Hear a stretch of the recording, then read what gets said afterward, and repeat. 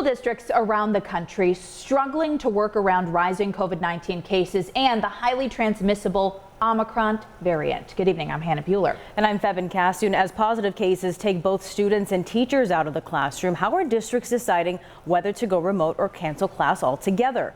Students in North Tonawanda School District had classes canceled today, with the superintendent citing a bus driver shortage and multiple teachers being out with COVID-19 for the reason. I spoke with local districts today about what goes into their decisions when in-person learning isn't possible.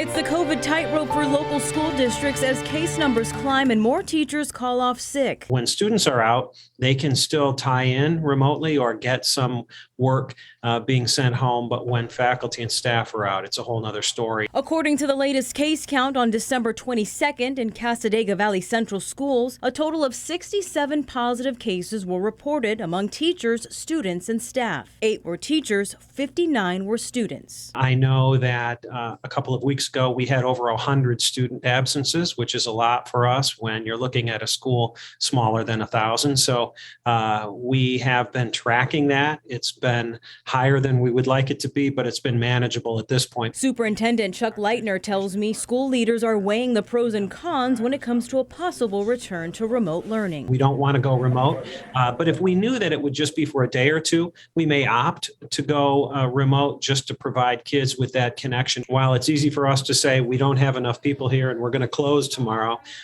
families then have to react and find childcare or miss work. The same goes for the Tonawanda City School District. Working with and supporting our families and our staff the best that we can to maintain fully in-person. According to the latest COVID case count from January 7th, there were a total of 360 positive cases among teachers, students, and staff in the district. 46 teachers and 264 students were positive. The number of layered non-pharmaceutical interventions and strategies for safety from COVID continue to show that schools are a safe place for students to learn and for our employees to work.